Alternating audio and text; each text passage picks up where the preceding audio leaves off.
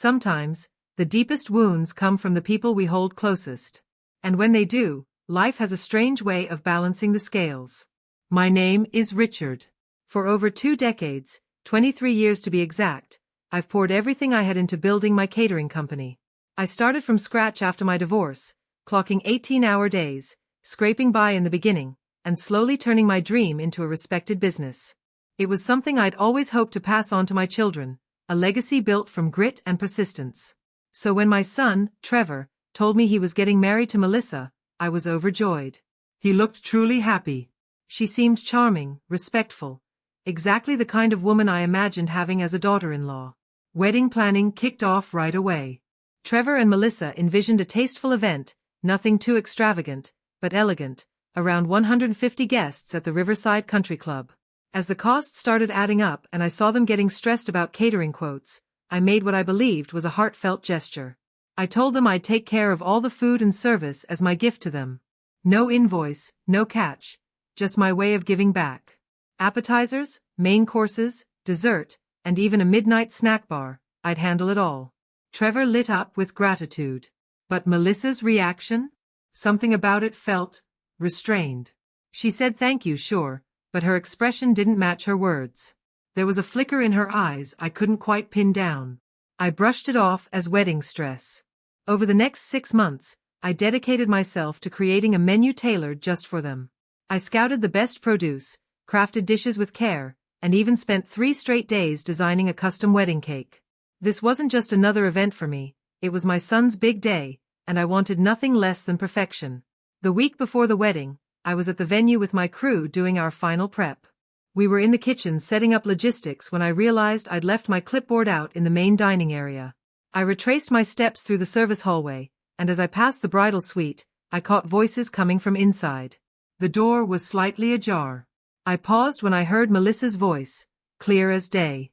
"I still can't believe we're stuck with his food," she said. My stomach dropped. Richard's catering is so basic. It's like we're having a wedding catered by a roadside diner. I stood there, rooted to the floor. Her maid of honor giggled. "Well, it's free, right? That's something." Melissa's voice dripped with sarcasm. "Free and worth every cent." I tried to get Trevor to just pay for a real caterer, but he got all emotional about his dad wanting to be involved. "Honestly? I'm embarrassed." My chest tightened as I listened. "If someone asks who catered our wedding, I'll probably lie and say we did it ourselves," she went on. "The menu sounds so plain." Another woman chimed in. "Well, it's not exactly exciting." "Exciting?" Melissa scoffed. "That's being generous. I've eaten at his little place. It's all greasy comfort food. Nothing elevated. Nothing that photographs well. I specifically asked for elegant, plated service, and he keeps suggesting those huge family-style platters like we're hosting a backyard cookout." "What about the cake?" the maid of honor asked. Melissa groaned. "Don't even get me started on that monstrosity. It's buried under flowers and piping. Looks like something straight out of a supermarket bakery." I wanted something minimalist and classy, but he went full tacky. "I'm genuinely afraid people will think we have no taste." Each word stung like a slap. All I had poured into making this day special, the time, money, care, was being ridiculed like it was an inconvenience. Then came the part that truly broke me. "The worst thing," Melissa said, "is that Trevor still thinks his dad's some kind of food wizard. He has no idea the business is tanking. I've seen the finances. Richard's been barely hanging on. This whole gift is probably just a marketing stunt to score some pity clients." It was a lie. Every word. My company was doing better than ever. In fact, I'd turned down 3 other wedding gigs that same weekend just to give Trevor my full attention. Melissa kept going. "After the wedding, I hope Trevor realizes we need to set some boundaries. I love him, but his family is just small-minded.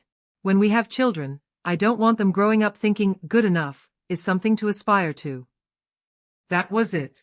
I'd heard more than enough.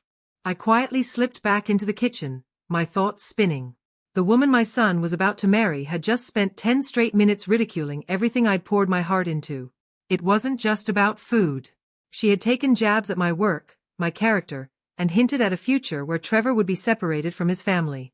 Later that night, I sat alone in my office, staring at the growing stack of invoices related to their wedding. Specialty ingredients shipped from across state lines, luxury linens, custom uniforms, and additional staff, every item had been chosen with care. The total cost was nearing $15,000. Not that I minded. I'd gladly spent that money, believing I was helping create a joyful memory for my son. But now, things looked different. Melissa never wanted my help. She wasn't grateful, she was ashamed of it. What I saw as a labor of love, she saw as an embarrassment. And that realization changed everything. If my food was such a burden to her, then I wouldn't force her to endure it. I spent that entire night making arrangements. Dozens of phone calls later, by sunrise, my plan was in place. On the morning of the wedding, I arrived at the venue early with my full crew, just like we'd rehearsed. We began setting up, but not for a typical event. I'd made one critical adjustment.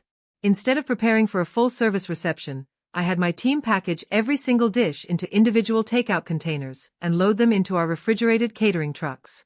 At exactly 4 p.m., 2 hours before the guests were due, I found Trevor in the groom's suite, adjusting his tie, visibly nervous but smiling. "Dad, I can't thank you enough," he said, giving me a hug. "This means so much."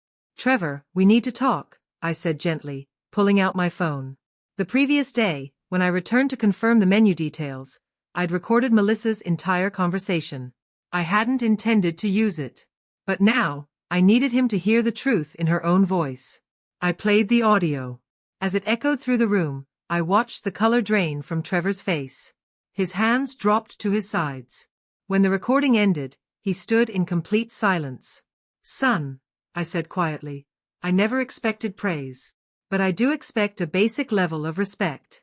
If your fiancée believes my work isn't good enough for her big day, I'm not going to force it on her." "Dad, wait. I'm sure she didn't mean. She meant every word," I cut in. "And that's fine. She's entitled to her opinion. But I have the right to choose where I invest my time and effort." I handed him an envelope containing a check for $15,000, the full value of the catering I had prepared. "This is what it would have cost if you'd gone with a commercial vendor. Use it to order whatever she feels is suitable for the reception. There are plenty of places nearby that deliver." Trevor stared at the check, his hands trembling. "Dad, you can't pull out now. The wedding starts in 2 hours. "I know exactly when the wedding starts," I replied calmly. "And right now, everything we made is packed into trucks outside. My crew and I will be leaving shortly." "What am I supposed to tell the guests?"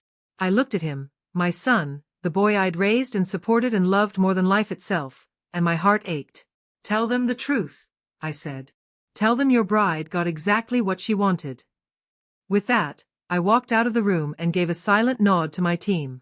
Within 30 minutes, we had packed every tray, every platter, every centerpiece, and drove away from the venue. Later, I heard how it all unfolded. Trevor and Melissa scrambled to salvage the reception, placing frantic orders at 3 different restaurants. What was supposed to be an elegant country club evening ended up with guests eating pizza and sandwiches off paper plates with plastic cutlery. Some people left early. The photographer captured a shot of Melissa sobbing alone in the bathroom. Trevor spent most of the evening glued to his phone, trying desperately to find food for 150 guests, with just 2 hours' notice. The marriage lasted 8 months. 3 weeks after the divorce was finalized, Trevor called me. He apologized for not defending me, for being blind to who Melissa really was, and for not appreciating what I had done. He asked if we could rebuild what was broken between us. I told him yes, because that's what fathers do. But I came away from that experience with one lasting lesson. Generosity is a gift, not a duty. And when someone reveals who they truly are, believe them the first time. Sometimes, the kindest thing you can give someone is the full weight of their own choices.